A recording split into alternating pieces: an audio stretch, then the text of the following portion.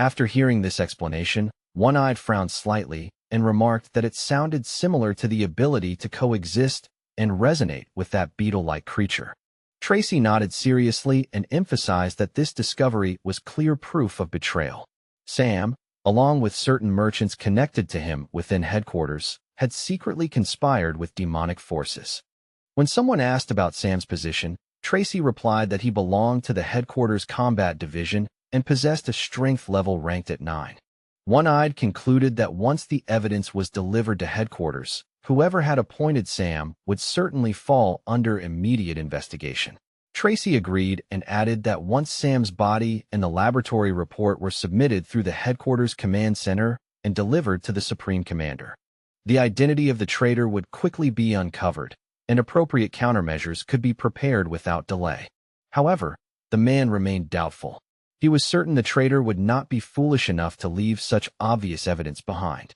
Tracy agreed with that concern and pointed out that the cost of this symbiotic method was relatively small, suggesting the enemy's followers had already formed deeper alliances with the demons. Most likely, she continued, those conspirators had already tampered with the General Staff's archive records.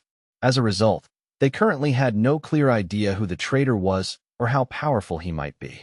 Still, One-Eyed found one thing difficult to understand. If the traitor was originally human, how could someone willingly side with creatures that literally devour people? Tracy calmly explained that demons were not only stronger than ordinary humans, but they also grew more powerful by consuming them. Not long after that discussion, the man headed toward the airstrip. Once there, he gathered Levi, Jasper, and Isaac together and began giving them detailed instructions. He warned them that during the journey, both humans and demons might attempt to seize the body being transported on the aircraft, along with the documents they were carrying. However, he added that considering Levi's impressive strength and Jasper's presence nearby, it would not be easy for any enemy to successfully steal the body or the evidence. In the end, he said he trusted them completely. He formally entrusted them with the escort mission, explaining that Isaac would assist them and respond appropriately to whatever situation arose. Just as they were about to leave, One-Eyed suddenly seemed to remember something. He waved his hand and called Isaac over. Pulling Isaac slightly closer, the man quietly asked whether he had ever noticed that Levi and Jasper seemed to visit the psychiatric clinic rather frequently. Isaac immediately caught on to what he meant and nodded confidently. In his opinion, those visits were actually a special kind of mental training or psychological exercise for the two of them. He even mentioned the old saying that there is only a thin line separating genius from madness. According to him, that might explain why their overwhelming strength often appeared so irrational. This unexpected explanation impressed One-Eyed so much that he slapped Isaac firmly on the back and confirmed that he had understood the situation perfectly. Even after giving all these instructions, One-Eyed still felt uneasy. He knew that once the evidence reached headquarters, the traitors would certainly become furious. Finally, he voiced another request. He asked that the Imperial messenger be left behind along the coast to assist with guarding the nearby cities. Hearing this, the rooster's eyes immediately lit up. Covering his beak with one wing, he muttered happily that it seemed he might finally get a break from constantly dealing with those two troublemakers. However, Levi coldly remarked that the chicken had already grown far too strong. Hearing that comment, the rooster suddenly felt discouraged, thinking they simply did not trust him at all. One-Eyed quickly put on a friendly smile and explained that after everything that had happened in Sanxi, he truly believed in the Imperial messenger's loyalty. He recalled how the messenger had once jokingly called himself a spy. But a real spy, he pointed out, would never openly admit such a thing and certainly would not remain among people so openly. He also reminded everyone that the Imperial messenger had repeatedly sacrificed himself while defending them in Sanxi. Because of that, One-Eyed considered him a completely trustworthy ally. After hearing this explanation, Jasper turned toward Levi and agreed that the rooster was indeed someone they could still trust. Seeing that everyone had reached the same conclusion, the hero decided to leave the rooster behind, assigning him the task of assisting with local security. Soon afterward, everyone successfully boarded the helicopter and began preparing for their flight back to headquarters. Standing nearby, One-Eyed held the demon creature close and stared silently at the sky above. His expression revealed both worry and hope that nothing disastrous would happen during the mission.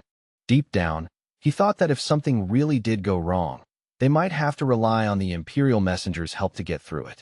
Meanwhile, the rooster resting in his arms closed his eyes and gloomily reasoned to himself that an evil creature probably could not truly help humans anyway. But then another thought crossed his mind. Perhaps he could take advantage of the fact that Levi and Jasper were currently not around. High above them, somewhere unseen, several demons were mocking the situation. They laughed at the idea that a traitor with such power was still hesitating and even considering running away. Suddenly, the rooster remembered something terrifying, that the hero possessed the ability to move instantly and travel through space itself. Escaping from someone like that would be nearly impossible. The realization made him tremble slightly, and that small movement did not escape One-Eye's notice. At the same time, the helicopter carrying the 3 passengers approached a tall headquarters building. Meanwhile, One-Eye paced back and forth nervously, imagining every possible worst-case scenario and fearing they might be ambushed. During all of this, the messenger remained surprisingly calm, lying comfortably and eating fruit without a care. One-Eye rubbed his temples tiredly, thinking that the helicopter should already be approaching headquarters by now. He could not help worrying about how Levi and Jasper were doing. Meanwhile, the rooster was enjoying an extremely comfortable life, being served and cared for by attendants. Suddenly, One-Eye's phone rang. The message was clear. The delivery had been successful. No one had interfered. The body remained intact, and all the data had been preserved. Hearing this report, One-Eye suddenly came alive with excitement. He slammed his palm against the table several times in relief. At that same time, Jasper was already discussing the gathered intelligence with his senior commander. Meanwhile, Isaac spoke with One-Eye over the phone in a lowered voice, reporting that everything had gone smoothly. Still, One-Eye could not help feeling suspicious about how easily it had all gone.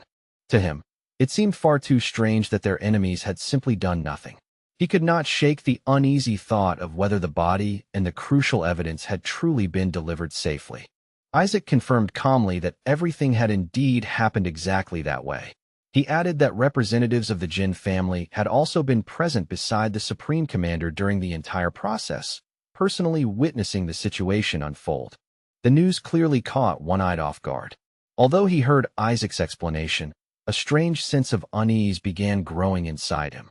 Everything had progressed far too smoothly, and deep down it simply did not fit with his understanding of how these situations usually played out. Unable to shake the feeling, he turned toward Tracy and began discussing the matter with her.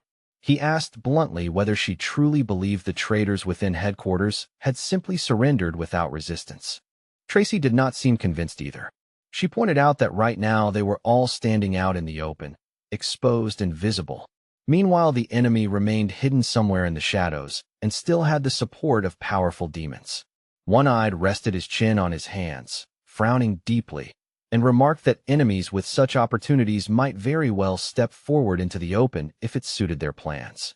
After thinking quietly for a moment, Tracy suggested another possibility. Perhaps the enemy was not acting yet because they were preparing something far bigger behind the scenes. One-Eye reluctantly admitted that even if headquarters had received the body and the collected data, that alone did not guarantee they would actually be able to identify the real traitor. Just as the atmosphere in the room became heavy with tension, his phone suddenly began ringing again. One-Eye's face instantly turned pale. The fact that the call came back so quickly made his instincts scream that something was wrong. Without hesitation, he answered the phone. A voice from the other side immediately introduced itself in a confident tone. It was Axel, the head of the Shinfeng City Special Department and a well-known expert ranked at the national level. The moment One-Eye heard that name, his expression darkened noticeably. With little patience left, he demanded that Axel get straight to the point. Axel began speaking casually with a smile, claiming nothing particularly important had happened. However, less than 3 seconds later, One-Eye abruptly ended the call without another word. Axel stared at the silent phone in disbelief, clearly annoyed that the conversation had been cut off before he could even finish a single sentence. With a sarcastic tone, he muttered to himself that One-Eye was behaving even worse than he usually did. Soon afterward, One-Eye's phone rang again. He picked it up quickly, assuming it must be Isaac calling with urgent news about Levi and Jasper. But to his disappointment, the caller was Axel again. This time Axel jokingly scolded him for hanging up so abruptly during their previous conversation. One-Eye's face twisted with open contempt. Not wanting to waste another moment talking, he ended the call again without listening further. However, less than 2 seconds later, the phone rang yet again. This time One-Eyed answered with a trembling hand, barely controlling his anger as he demanded that Axel stop wasting his time. Axel calmly explained that he wanted to talk about the report regarding the rescue operation that had taken place in Changxi. He admitted that he had not had the chance to read the report earlier. At first he had asked a military advisor to review the documents for him, but it turned out those files could only be accessed by leaders within the city unit. One-Eyed asked impatiently whether Axel could open the report now. Axel cursed quietly and said he would at least try. But a moment later One-Eyed discovered that access to the document had already expired. Axel sounded genuinely surprised and asked how long he had been delaying this matter. He added that he had previously reviewed transaction records even years after they were created, and those files had never been restricted like this. Hearing that explanation, One-Eyed exploded with anger. He shouted that he would file an official complaint for negligence if this continued. When the call finally ended, he threw the phone down in frustration and angrily cursed Axel for wasting so much time over what should have been a simple matter. Tracy immediately sensed that something about the entire situation felt suspicious. But before she could fully voice her concern, One-Eye's phone rang yet again. Assuming it was Axel calling again, he answered irritably and immediately began shouting into the phone, demanding that the caller speak quickly. This time, however, the voice on the other end belonged to Isaac. Realizing this, One-Eyed instantly suppressed his anger and began rapidly asking about the situation. He admitted honestly that he had been expecting a call like this and asked directly whether something serious had happened, especially whether Sam's body had been stolen. Isaac glanced at the sleeping figures of Levi and Jasper nearby, before explaining that the man responsible for sending Sam to the coastal town was someone named Cases. Cases, he explained, was a continental-ranked warrior who had secretly collaborated with traitorous forces connected to enemy headquarters. Isaac continued by reporting that Cases and several other powerful experts who had been cooperating with those enemy forces were now completely under control and would soon face trial. In total, several hundred warriors had already been detained. But when One-Eyed heard this astonishing news, he could hardly believe his ears. Everything had unfolded far too easily. Tracy listened carefully and replied that the headquarters command center had always been extremely efficient, so perhaps there was nothing particularly strange about it. Still, One-Eyed muttered quietly that this sudden wave of good news had arrived too quickly, and he felt strangely unprepared for such a perfect outcome. Meanwhile, the Supreme Commander personally thanked the two young men for guarding Cases during the past few days. Levi responded calmly that since they had been told Cases was a dangerous person, it was only natural that they would help keep watch over him. After hearing their explanation, the commander appeared noticeably more relaxed. He then announced that within 3 days the special department would hold a public trial for Cases. Meanwhile, dark clouds slowly gathered over the coastal town. As night settled in, Levi and Jasper eventually drifted into a deep and peaceful sleep. Not far from where they rested, Cases stood quietly watching the sleeping figures with careful attention. After observing them for a moment, he quietly called out to his accomplice, Lan. Almost instantly, Lan emerged from beneath the ground, as if rising from the earth itself. As he stood up, Lan glanced toward Levi and noticed with visible concern that Levi possessed the strength of a Lord-ranked warrior. The sheer power surrounding him was terrifying. Because of that, Lan genuinely did not understand why he had even been summoned here in the first place. After sitting down nearby, he began complaining that although Cases seemed fearless, he personally felt extremely nervous about the situation. Cases, however, remained surprisingly calm.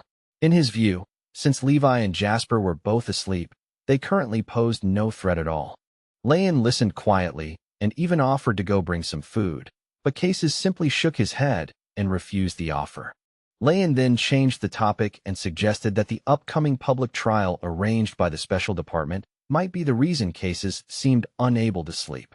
Cases only smiled faintly and replied that since the trial would be held publicly, Anyone placed in his situation would naturally feel uneasy.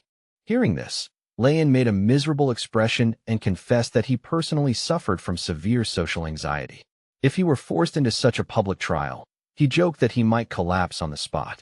After a short pause, Layan suddenly asked whether Cases had truly thought everything through. Cases calmly confirmed that he had already made his decision, because in the end events were always leading to this outcome. Layan let out a long, heavy sigh. Reluctantly, he admitted that he would actually miss this place, the special department, and even the colleagues they had worked beside. Cases quietly reminded him that there was no longer any place for them here. Then he asked whether Layan had not once promised that he would follow him until the very end. Hearing that reminder, Layan hesitated briefly before finally nodding and declaring that he was ready to follow Cases wherever he decided to go. At that moment, something suddenly moved beneath Layan's hood. He pouted slightly and complained that the small creature hiding there had been drinking his blood all day without stopping. Cases casually advised him to simply feed it more food, suggesting that once it became full it might lose its appetite for blood.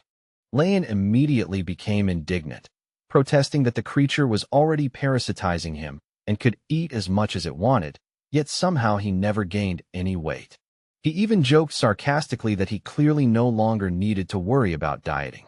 In the future, he said, he might start warning new recruits about this strange problem. Cases looked at him with mild surprise. Then, after noticing the small bat-like creature peeking out, he smiled softly and agreed with the remark. But at that very moment, Levi's voice suddenly rang out from nearby, calmly telling them to stop talking. Both men instinctively flinched at the sudden voice. Levi frowned slightly and, with clear annoyance in his tone, warned them that if they kept making noise like that, they were going to wake Jasper. Layan was so startled that his whole body trembled. Without wasting another second, he quickly hid behind Cases and obediently fell completely silent. Cases narrowed his eyes thoughtfully and quietly remarked that something about the situation felt strange. He pointed out that Levi had shown absolutely no reaction to Layan's sudden appearance. Before anyone could even answer, Cases turned his head and realized that Layan had already slipped away without a trace. He wondered to himself whether the man was truly that terrified of Levi. 3 full days passed after that incident. During that time, the herald's feathers grew smoother and shinier than ever, and he proudly strutted around while showing off his magnificent plumage in exaggerated poses. Meanwhile, One-Eyed sat quietly on a couch beside Tracy. In a calm but serious tone, he reminded her that the public trial was about to begin very soon. On the television screen placed in front of them, Cases could be seen standing inside the defendant's dock. Watching the broadcast carefully, One-Eyed rubbed his chin and remarked thoughtfully that he could not understand why a powerful warrior like Cases would dare involve himself in a conspiracy with demons. Tracy suddenly remembered something Sam had mentioned earlier about the rescue operation report in Sani being sealed. The memory immediately gave her a new idea. She began explaining that every laboratory working under the special department, no matter which city it belonged to, had recently received a direct prohibition order from headquarters.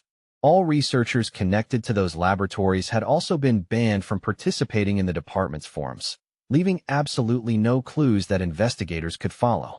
When One-Eyed asked where she was going with this theory, Tracy calmly explained that the report regarding the Tangxi operation was most likely directly connected to the mysterious laboratory ban. That was why, she believed, the document had been sealed immediately after the mission concluded.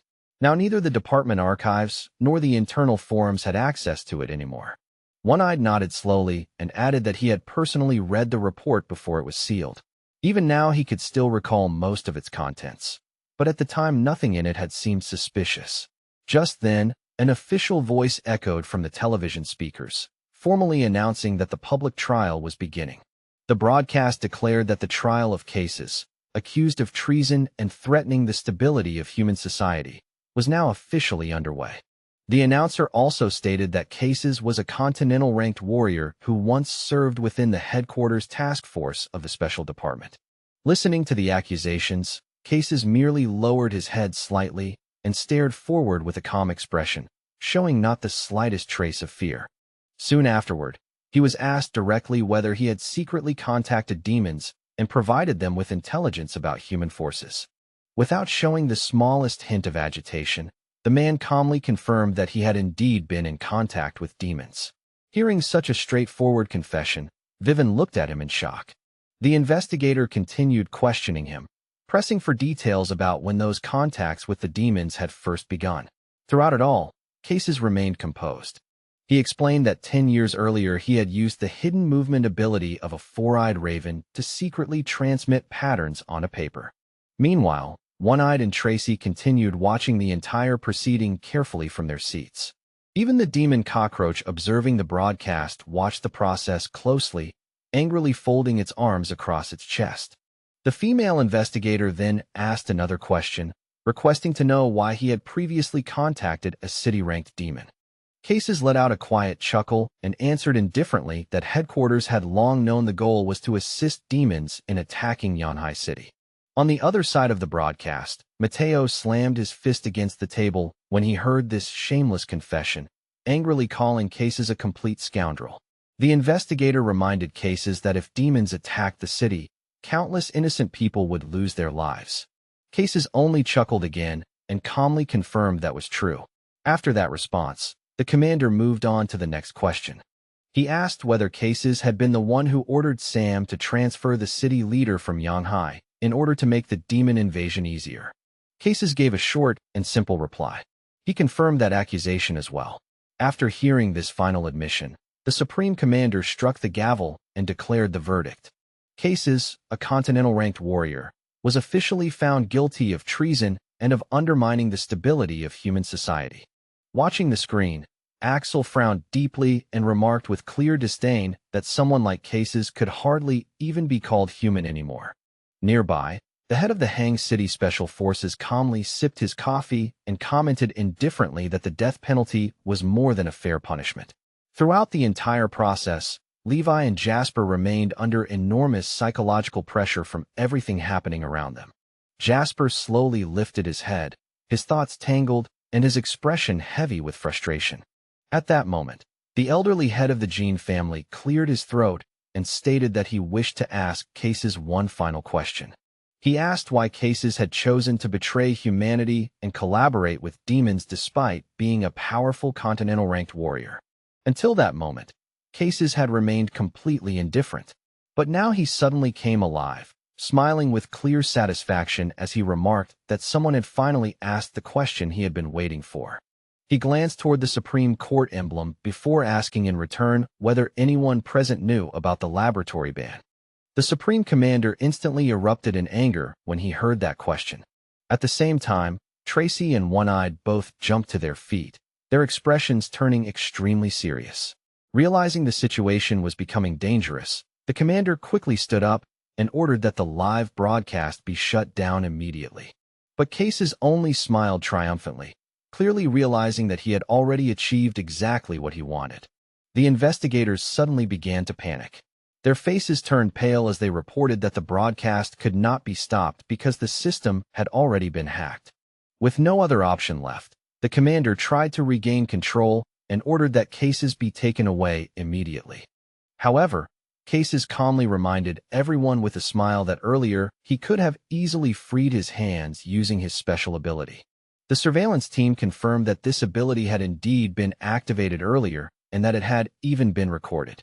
Then Cases suddenly announced that the truth of the situation was actually very different. In the next moment, he snapped his fingers.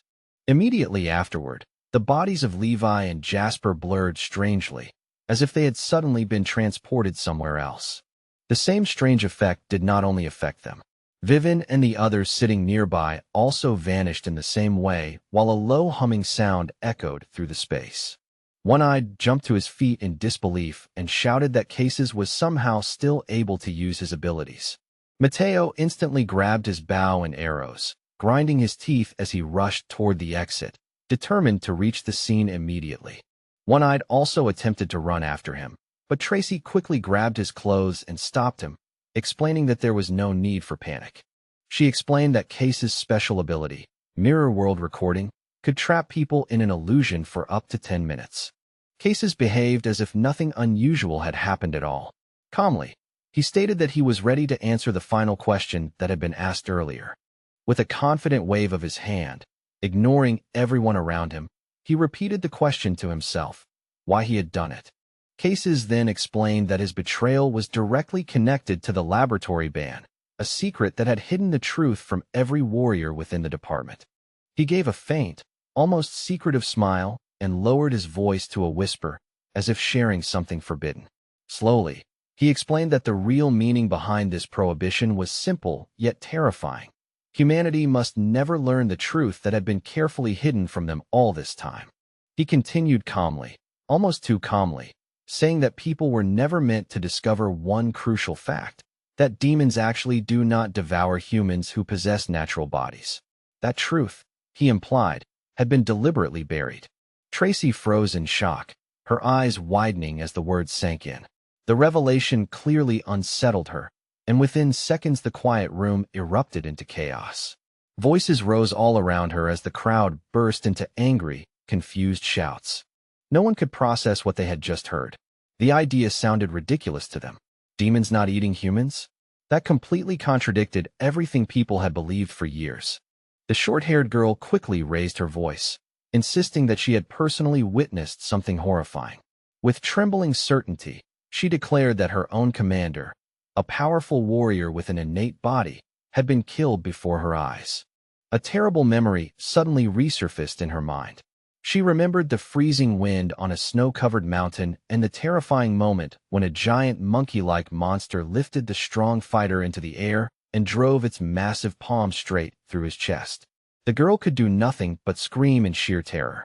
Her voice echoed helplessly across the snowy slope as the monstrous creature slowly opened its enormous mouth, clearly preparing to bite down on the man. But then something strange happened, something she had never been able to explain. Instead of eating him, the giant monkey squeezed the already lifeless body in rage and let out an ear-splitting roar that shook the entire mountain. After that furious outburst, the creature suddenly tossed the corpse aside like it meant nothing. Then it turned its head directly toward the girl and rushed at her with a chilling grin that made her blood run cold. The girl trembled violently, her legs refusing to move as fear rooted her to the spot. Yet, at the very last second, the monster simply flew past her without touching her at all. The memory ended abruptly, and in that moment something finally clicked in her mind. Panicking, she clutched her head tightly and kept repeating to herself over and over that what she remembered had truly happened. The creature had not eaten her captain. Even when she herself was injured and helpless, it had not finished her off either. It had simply walked away. Realizing this made the girl's face turn completely pale. A horrifying thought struck her.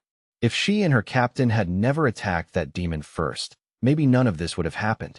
Perhaps her captain would still be alive right now. Meanwhile, Cases kept talking without pause, calmly adding more information that only made the situation feel even more confusing and unsettling for everyone listening. He claimed that humans who possessed innate bodies were actually capable of evolving in the same way demons did, by devouring ordinary humans and absorbing their power. Hearing this was simply too much for the short-haired girl.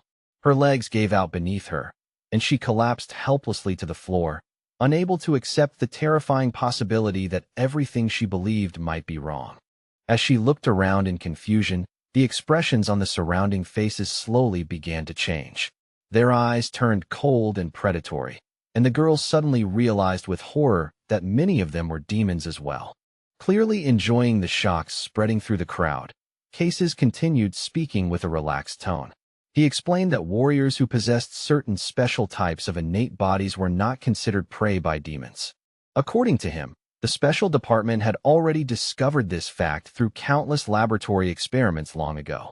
Yet the government had deliberately hidden this information from the public. Cassius calmly added that the entire war between humans and demons might have been avoided. Unfortunately, humans had chosen a different path. They turned demons into enemies and weapons out of fear. As he finished speaking, Cases delivered a grim conclusion. Demons, he said, could never truly lose. That simple truth was the reason he had ultimately chosen to betray humanity. Because both sides shared the same origin of power, he explained, demons and those with innate bodies could not truly devour each other. In reality, they belonged to the same species. From his perspective, What people called betrayal was actually something far more logical. In his eyes, he had simply chosen to stand with his real comrades. Cases went on to say that warriors with innate bodies and demons represented the next step in evolution. The society created by demons, he claimed, was their true future home. With a calm smile, he announced that anyone who wished to return to their real home could come find him on Hyun Island. Then Cases casually grabbed the arm of the man standing beside him. The man instantly became nervous and tried to pull away, clearly not wanting his face to be revealed to everyone. Cases laughed lightly and announced that anyone willing to cooperate with the demons and complete their evolution would automatically become part of their society.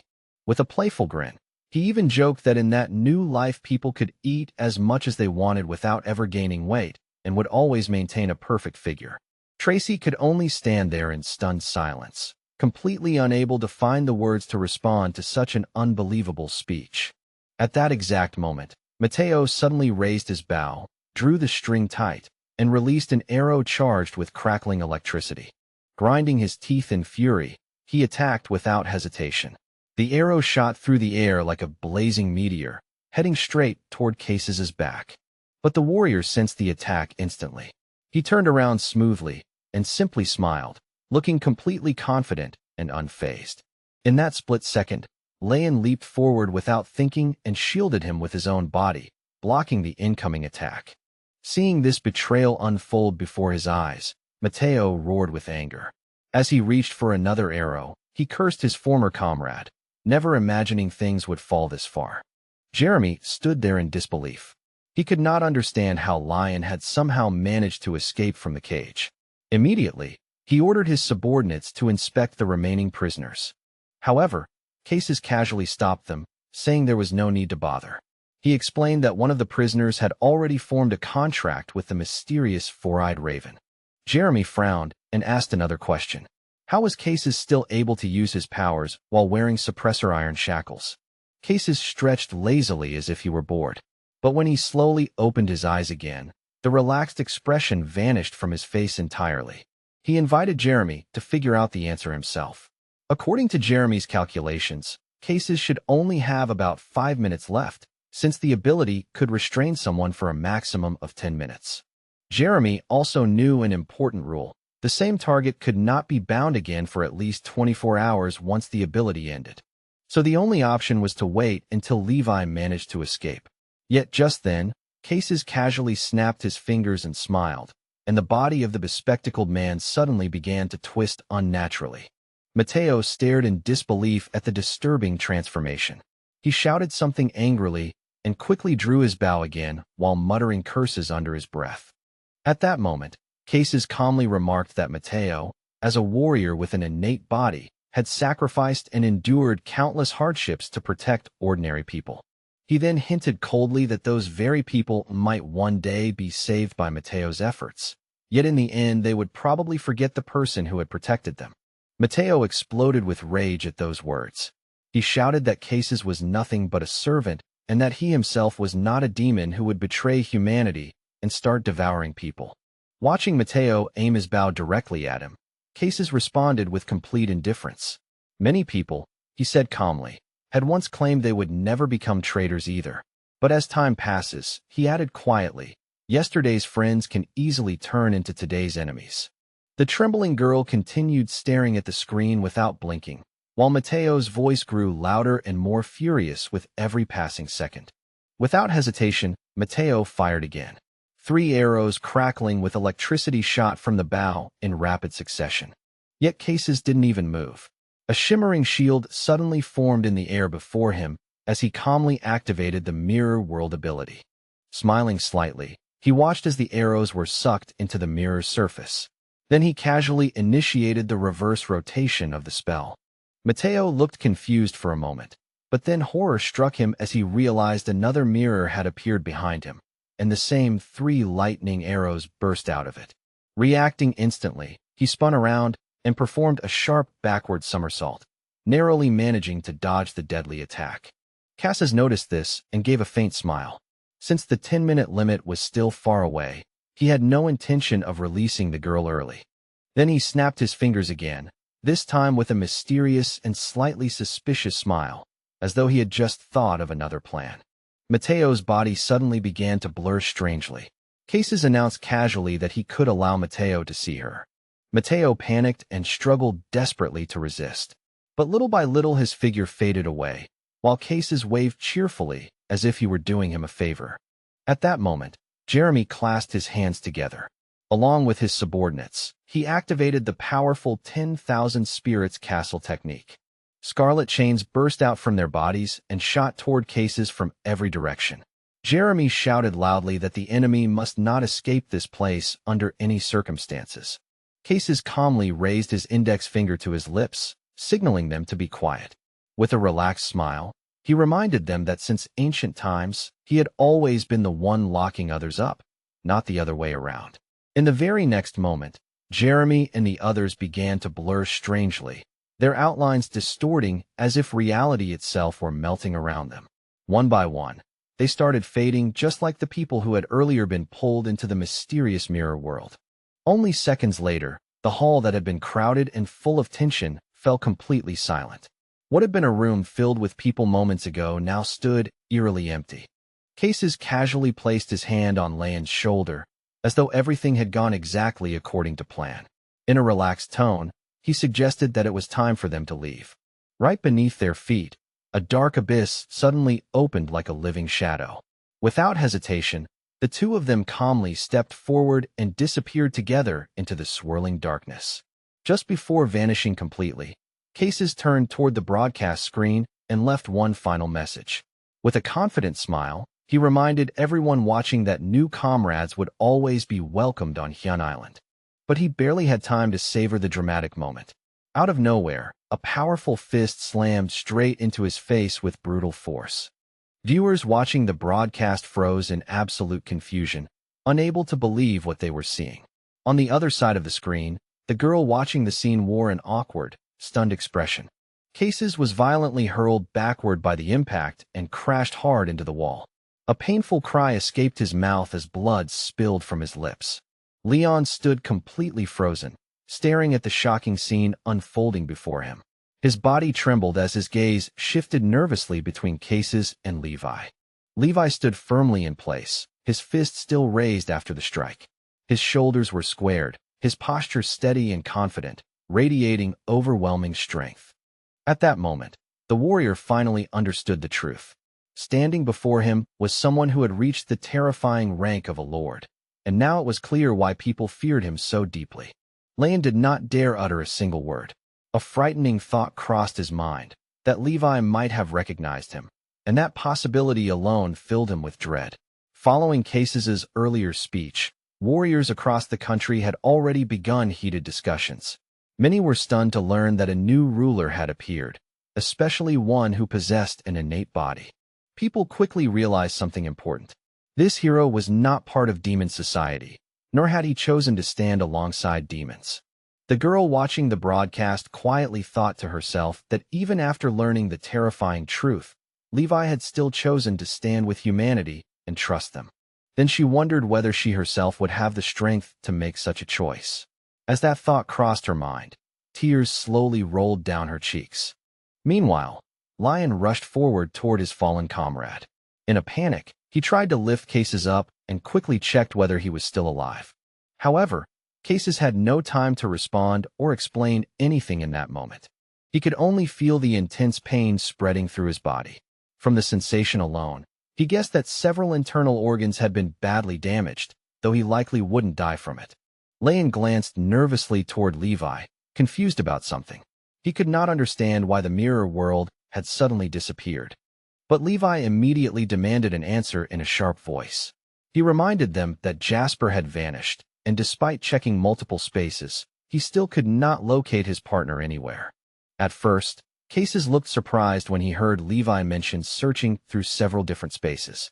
But after a brief pause, his expression changed and his tone shifted. He slowly stepped forward with a calm smile, trying to reassure Levi. According to him, the mirror world could not keep people trapped for very long, and everyone would soon return safely. Levi looked at him coldly and asked whether that was truly the case. Then he added another question. how much faster everything would end if he simply killed Cases right now. For a brief moment, Cases seemed stunned by the blunt threat. However, he quickly regained his composure. With forced confidence, the warrior assured Levi that everyone would be released in no more than 3 minutes. For the sake of those few minutes, there was no need for Levi to kill him. Levi began calculating silently in his mind. If he inspected one space every second, then within 3 minutes he could check around 180 different spaces. But after thinking it through for a moment, Levi frowned slightly. In his opinion, that still took too long, so eliminating Cases might simply be the faster solution. Hearing this logic left the warrior completely stunned. At that point, he honestly stopped understanding how Levi's mind worked. Meanwhile, Lion slowly removed his hand from Cases' shoulder. Feeling the movement, Cases flinched and turned around in surprise to look at his companion. Lion's face looked dark and serious. He quietly warned Cases that if the protagonist decided to attack again, escaping would be impossible. He even showed a faint, bitter smile, suggesting that sacrificing one person might be better than letting both of them die. Cases froze when he heard that. Deep down, he knew there was some cruel logic in Lion's words, but accepting it was another matter entirely. Suddenly, without giving anyone time to react, Levi threw another devastating punch. Cases barely had time to respond. Levi's fist slammed directly into the protective barrier Cases had hurriedly created. Cases quickly activated the mirror world's reflection ability to block the attack. But the moment he saw what was happening, his eyes widened in shock. Cracks began spreading across the shield. Overloaded with immense energy, the defense could no longer withstand the pressure, and it finally shattered completely. Levi's next strike landed squarely against Cases' chest with brutal force. Blood burst from Cases' mouth as pain tore through his body, and he was violently thrown back into the wall once again. Lion, half hidden in the shadows nearby, watched the beating unfold in horror and shouted Cases' name in panic. He suddenly remembered something terrifying. Levi himself was also a warrior with an innate body, while Jasper standing beside him was an ominous creature. People like them were not normal beings anymore. It was natural, he thought bitterly, that ordinary humans and even other warriors would fear them. Struggling through the pain, Cases slowly lifted his head and looked straight at Levi. Even now, he stubbornly invited him to join Demon Society. But the moment he saw the murderous intent burning in Levi's eyes, fear crept into his heart, and he hurriedly tried to stop the situation from escalating. Cases sighed deeply, feeling helpless. He understood better than anyone how stubborn Levi could be, and convincing him now seemed almost impossible. So he quickly changed tactics, warning that continuing this fight here could be extremely dangerous, especially since something terrible might already be happening in Yanhai. Then he deliberately provoked Levi further by saying that Levi might not even know whether his own father was still alive. Meanwhile, far away in Yanhai, cheerful children's voices filled the air as they played outside, flying kites, and bragging excitedly about whose kite looked the coolest. Suddenly, one boy stopped moving and pointed up at the sky. In a confused voice, he said that the eagle flying above had just been eaten by a phoenix. His father laughed at first, thinking the child was imagining things. But then he looked up himself and froze with his mouth hanging open. There truly was a phoenix soaring through the sky, and it was unbelievably enormous. The man instantly panicked. Grabbing his child tightly, he shouted for everyone around to run, realizing with horror that the creature was a demon. People nearby immediately began fleeing in terror. Some screamed in agony as blazing flames from the phoenix engulfed them. Within moments, the entire city was swallowed by fire, while desperate residents below cried out desperately for help. Inside the Special Department's control center, one employee slammed his fist onto the desk after detecting a sudden surge of powerful energy waves. Without hesitation, he ordered the highest alert level to be activated and urgently reported that a Lord-ranked demon had appeared in Yanhai. Other employees stared at the screens in terror. Their hands trembled as they realized the target was flying straight toward their location. Suddenly, a violent assault struck the other side of the protective barrier surrounding the facility. The barrier began to crack under the overwhelming pressure, slowly breaking apart until the phoenix finally smashed through it. Panic erupted as people scattered in every direction. Wherever the phoenix passed overhead, flames rained down, and helpless people were burned alive in the inferno. The phoenix suddenly let out a thunderous roar that shook the entire area. Flames burst outward from its body in all directions, scorching the ground and burning everything nearby, as if the world itself had been set on fire. At the same moment, One Eye and Tracy, who were still inside the room, felt a powerful vibration run through the walls and floor. The sudden tremor made them look at each other with wide eyes, both sensing that something terrifying had just begun. Elsewhere, August and Lexi were chatting casually with the Herald, the atmosphere relaxed and almost carefree. But suddenly the Herald's expression changed as he felt a strange and powerful fluctuation of energy spreading through the air. The rooster-like demon instantly realized what it meant. Somewhere nearby, another demon had appeared, and judging by the overwhelming aura, its strength clearly surpassed even his own level. At that exact moment, the Taoist master was suddenly struck by a brutal attack. His body was hurled violently to the ground, and he spat out a mouthful of blood while writhing in pain. Towering before him stood an enormous phoenix, its blazing wings stretching wide and casting an ominous shadow over the battlefield. The old sage clutched his chest tightly as waves of unbearable heat washed over him. The temperature around them had risen so drastically that even breathing became difficult. Just as the flames threatened to swallow him completely, a glowing talisman suddenly appeared in front of him. It unfolded into a barrier of fire, briefly shielding him from the raging inferno. Another master nearby struggled desperately to maintain his own defensive technique, stepping forward to shield his injured companion from the deadly flames. At the same time, another warrior launched a counterattack using the Dao style. 3 talisman swords shot forward through the air, aimed directly at the phoenix. But the attack barely affected the monstrous creature. The phoenix roared angrily and unleashed a massive wave of fire in retaliation. One Taoist was instantly thrown against the wall by the force of the attack, while the second found himself struggling to remain standing under the overwhelming heat. A woman nearby quickly rushed forward and helped the injured master to his feet. Supporting him carefully, the two of them began retreating while the young woman urged the wounded master to keep moving despite his injuries. Suddenly, she turned around, and her face went pale with horror as she saw an enormous wave of blazing fire rushing straight toward them. At that critical moment, a massive 3-headed dragon suddenly appeared in front of the phoenix. With a fierce roar, it lunged forward and pinned the fiery beast down using the heavenly dragon castle technique. Almost at the same instant, a powerful stream of water burst forward like a raging river, crashing into the sea of flames and slowing the spreading fire. The woman turned back in shock and saw that the wall of flames had been stopped just in time. When she recognized the familiar figure behind the attack, relief spread across her face. In her heart, she silently thanked the herald for saving them. However, when the herald sensed this gratitude, he stiffened internally. He quickly reminded himself that he was not some heroic demon secretly protecting humans. The truth, he told himself, was much simpler. He had only acted because the fire had gotten too close, and he didn't want his precious feathers to be burned. Lowering his head slightly, he continued convincing himself that everything he had done was simply self-preservation and nothing more. Around them, the spirits of the surrounding demons watched the herald's actions with dark expressions.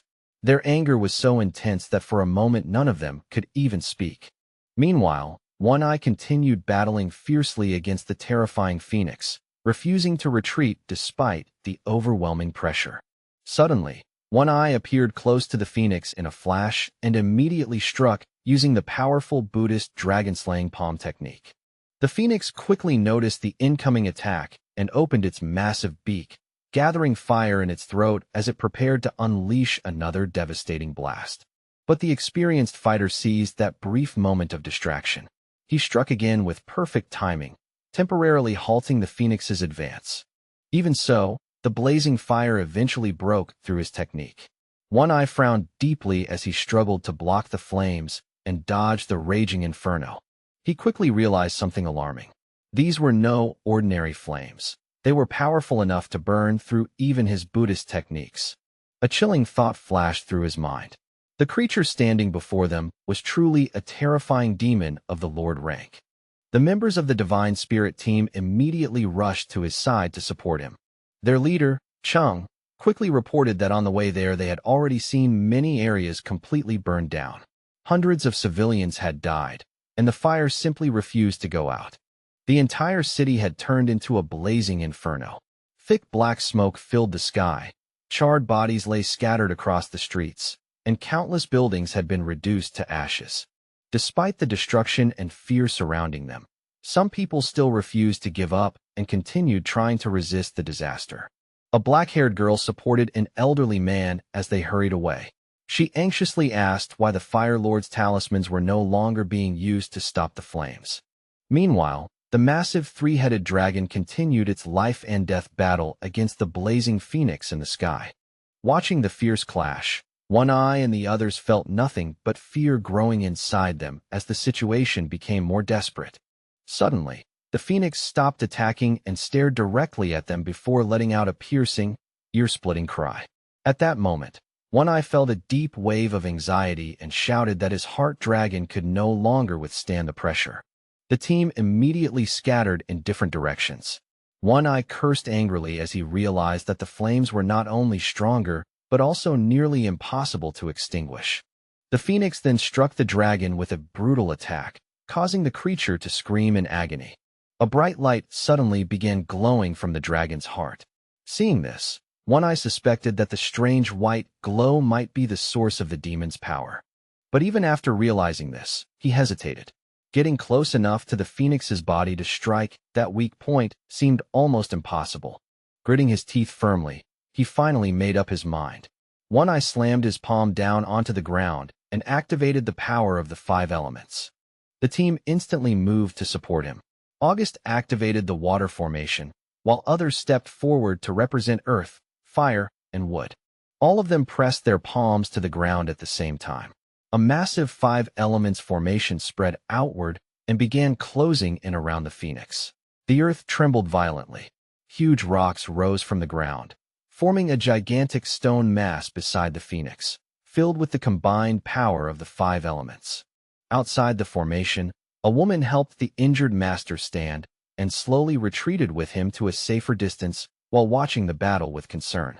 Both Taoist masters stared at the shrinking stone block surrounding the phoenix. The same thought crossed everyone's mind. If this attack failed, the entire city would be doomed. Suddenly, One Eye's eyes widened in terror as he sensed something wrong. He shouted in alarm, feeling that his heart dragon was in grave danger. In the next instant, the phoenix shattered the stone formation with a single devastating strike. The released shockwave slammed into One Eye and hurled him violently into the wall behind him. He coughed up another mouthful of blood before collapsing to the ground, completely exhausted. Seeing their leader fall, the team members shouted in panic, but it was already too late. The ground and rocks that had been restraining the phoenix cracked violently before exploding into countless fragments. A deafening roar echoed across the battlefield, shaking the surrounding buildings and streets. The masters were thrown even farther away by the impact.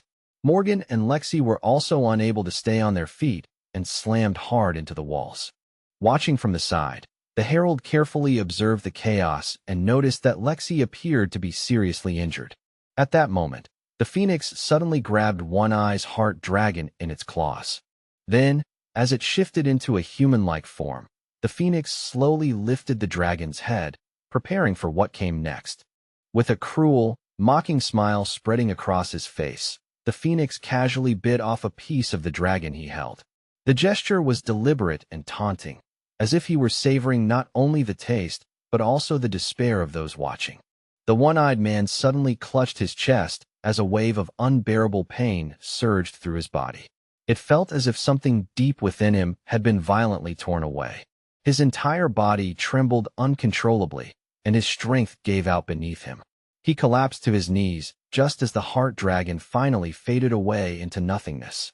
The phoenix looked pleased with himself and gave a satisfied smile. He commented casually that the taste was surprisingly tolerable, almost as if he were discussing an ordinary meal. But that brief amusement quickly twisted into something darker. A frightening expression crossed his face as he decided to try something else for entertainment. In the next instant, his figure vanished from sight and reappeared right beside Lexi as if he had simply stepped through space. The fire demon grabbed the girl by the throat and lifted her effortlessly into the air. Her body trembled helplessly as she struggled to breathe.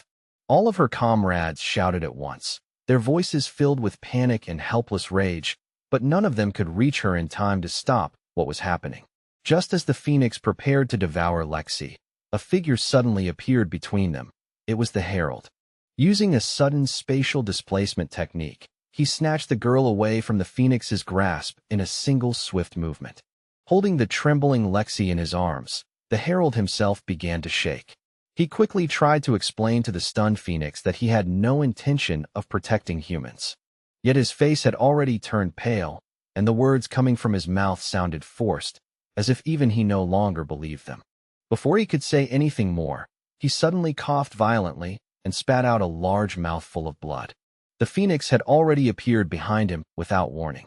With a cold smile, the demon pierced straight through his body and mocked the so-called traitor. In a chilling voice, he declared that aside from destroying Yanhai itself, the thing he most desired was to personally kill him. The demon drove his hand deeper into the herald's chest and tore out his still-beating heart. Holding it up mockingly, he asked whether the traitor could feel the pain. The herald's hand, still holding Lexi, trembled violently. Then suddenly both of them vanished from sight. Despite suffering fatal wounds, he used rapid movement and spatial shifting to carry the girl away from the battlefield. The messenger staggered forward, breathing heavily as his body began to fail him. Eventually, he collapsed to the ground from exhaustion, while the phoenix quietly landed nearby and watched. The atmosphere grew heavy and suffocating. Slowly, the blazing creature began walking toward the wounded herald and the unconscious Lexi. Almost casually, the demon tossed aside the heart he had ripped out earlier, showing that escape was no longer possible. But suddenly, the messenger appeared behind him once again. He activated the iron scythe technique. His body gleamed with a metallic sheen, while 6 ghostly scythes flashed sharply through the air. Yet the phoenix sensed the danger instantly and spun around with lightning speed. He dodged the incoming strike effortlessly and then delivered a powerful kick that sent the herald flying backward. The herald coughed up blood and crashed violently into a stone wall under the terrifying force of the blow. The fire demon slowly approached again, now fully aware of the herald's abilities. He explained calmly that even before arriving here, he had already studied the herald's powers, including the ability to regenerate endlessly after death.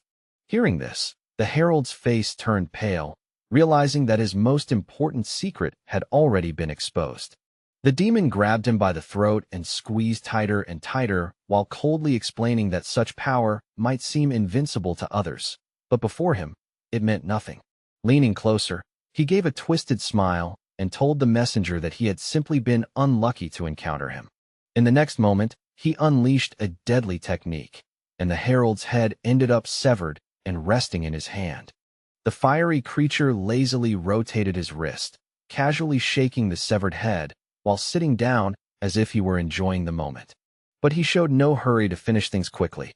Instead, he clearly intended to kill the messenger slowly and cruelly. Even though the herald's head had been cut off, his body continued to move. He launched a sudden punch, his fist blazing with fire. But the strike hit empty air as if an invisible space had redirected it. It looked as though a hidden barrier surrounded the enemy, instantly deflecting the flames away from their target. The phoenix burned the severed head in his hand, ensuring there would be no easy resurrection this time. He calmly noted that the herald had already used his second ability. Then he placed his palm against the herald's head, anticipating that the enemy would attempt revival and attack from behind. Once again, his prediction proved correct.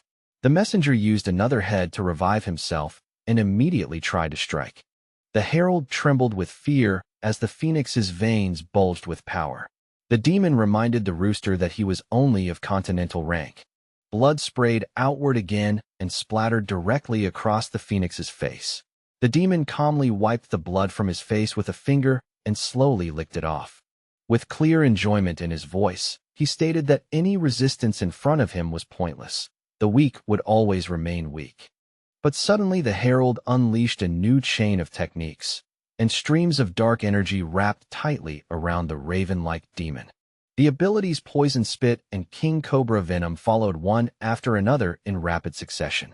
However, the phoenix responded instantly. His flames surged outward and burned the incoming attacks before they could even reach him. The herald clenched his teeth in frustration, realizing with despair that none of his attacks could even come close to hitting their target. At that exact moment, the phoenix suddenly appeared behind him once again. As soon as the herald turned his head, the surrounding flames twisted violently into a spinning vortex. Streams of fire wrapped around his arms and legs, binding him tightly before bursting into even fiercer flames. The demon stood calmly nearby with a smile, tightening the fiery prison little by little. Then the messenger suddenly realized something horrifying. This was no ordinary flame. The phoenix reminded him coldly that he had already warned him earlier that he was capable of killing him. He explained confidently that this was the true flame of Yoon, a terrifying fire that could burn not only flesh, but also the very soul. The flames raged fiercely until the herald's body was reduced to ashes. Yet, even then it was not finished. The phoenix calmly turned as the herald appeared again behind him. The messenger's body trembled violently as his strength drained away faster than before. Only now did he truly understand the unbearable agony of having his soul burned alive. The phoenix explained that each cycle would weaken the enemy's soul further. With a mocking smile, he wondered aloud whether the herald would even be capable of reviving himself again after enduring this torment repeatedly. The messenger's body could barely remain standing anymore. He staggered and trembled from the pain, yet stubbornly refused to fall, while the phoenix watched with curiosity to see how much longer he could endure. Without giving his opponent even a moment to recover, the phoenix pressed the attack relentlessly, unleashing one powerful technique after another. Each strike came faster and fiercer than the last, as if he intended to completely crush the herald's will to fight. In response, the herald gathered what little strength he had left. A glowing image of a golden bull formed around him, and with a desperate roar he charged forward head-on, determined to confront the demon directly. The phoenix accepted the blow without retreating. He caught the massive horns of the golden bull with both hands, straining against the force, and despite his strength he was pushed back a single step. Instead of being angered, the demon chuckled softly. With amusement in his voice, he remarked that this must be a new ability the herald had gained by devouring another of his own kind. Moments later the golden bull illusion faded away, and the exhausted herald staggered backward.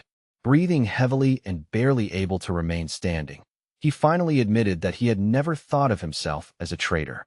He explained bitterly that he was merely a spy living among demons, yet none of them truly accepted him. Like all demonic creatures struggling in that brutal world, he had simply wanted to survive. The phoenix then asked him coldly whether survival in that world truly meant stepping over the corpses of one's own kind to become stronger.